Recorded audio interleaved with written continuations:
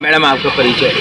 मेरा नाम ऋचा सिंह है। मैं जन आंदोलनों के राष्ट्रीय समन्वय national alliance for people's movement से आई हूँ यहाँ पर, उत्तर प्रदेश सीतापुर से। ये मैडम आपने क्या स्टडी की अंकिता मामले में जो आप आए हैं ऋषिकेश, क्या क्या आपने देखा, जांचा, परखा, उसके बारे में विस्तार से बताइए। तो पूरी टीम है, अलग अलग महिला संगठनों के मानवाधिकार कार्यकर्ता सब मिलकर साथ कल गए थे। अंकिता वाली टीम में मैं भी थी और बाकी जो ऋषिकेश में टीम थी उनके अनुभव भी सुने।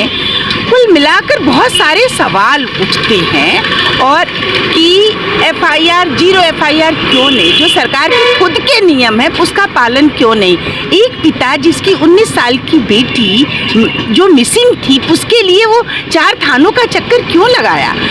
ये ऐसे कुछ मतलब बड़े सवाल हैं। और रिजॉर्ट का भी देखें तो वहाँ पर कौन लोग पहले काम कर रहे थे, उन्होंने क्या मतलब क्या बातें रखी हैं लोगों के सामने, कौन सी दिक्कतें उठाई हैं, ऐसे बहुत सारे सवाल उठते हैं। रिजॉर्ट रात को क्यों तोड़ा गया, कि मतलब किसके कहने पे तोड़ा गया, सूर्यास्त के बाद लड़की की डेड बॉडी क्यों जलाई गई। ऐसे तमाम सवाल हैं जो ये साफ संकेत करते हैं कि हमारा जो स्टेट है वो किस तरह से दोषियों की मदद कर रहा है और पूरे मामले को दबाना चाहता है।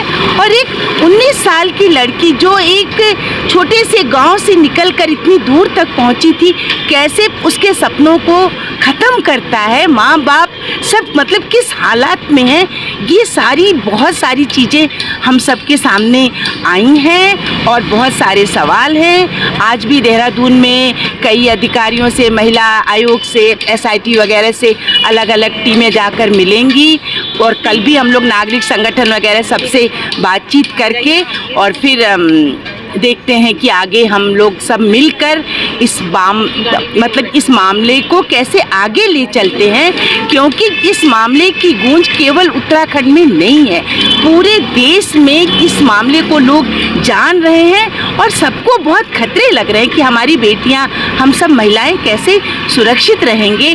तो पूरा मामले का निष्पक्ष जांच और कार्रवाई होना बहुत ज़रूरी है हमारे देश के लिए, उत्तराखंड के लिए, हम महिलाओं के लिए। मैडम आप क्या समझते हैं, जब सारा व्यवस्था जो है आरोपियों को बचाने के लिए लग जाता है तो कैसे सुधारें इस व्यवस्था को। मतलब आपका कुछ अनुभव ऐसा है कि कभी ऐसी व्यवस्था बिगड़ी होगी और हमने उसको सुधारने का प्रयास किया होगा और व्यवस्था सुधरी भी होगी।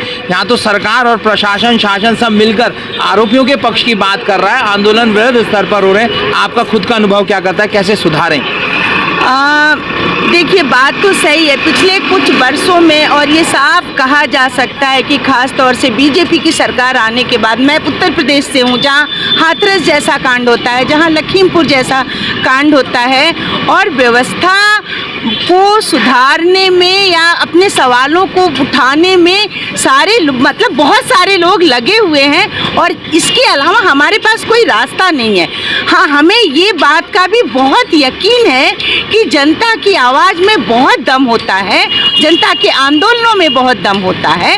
तो हमारे पास सड़क से लेकर और वो सारे सबूत, वो सारे दस्तावेज, उन सारों मतलब सारे चीज़ को लेकर आगे बढ़ने के अलावा कोई रास्ता नहीं है और हम निराश भी नहीं हैं। हमें बहुत विश्वास है कि जब भी ऐसे, ठीक है कई मामलों में न्याय नहीं भी मिलता है, लेकिन बहुत सारे मामलों में महिला संगठनों ने और अलग अलग संगठनों ने मिलकर लड़कर न्याय लिया भी है। मेरा नाम पुष्पा चौहान है और मैं उत्तरकाशी से हूँ। जी जी मैडम, क्या कहेंगी आप जो अंकिता मामले की आप स्टडी कर रहे हैं, आपने क्या क्या देखा, क्या क्या जांचा, क्या क्या परखा?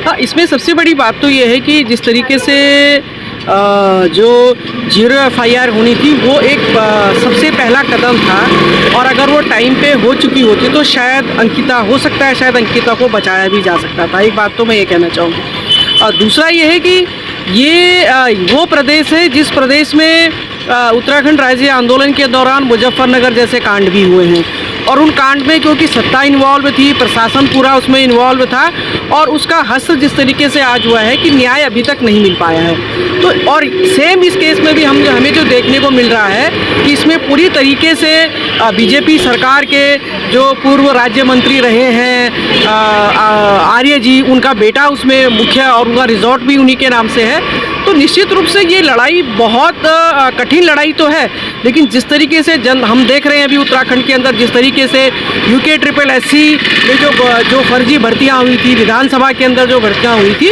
उसमें जन दबाव के चलते उनको वो कदम उठाने पड़े थे।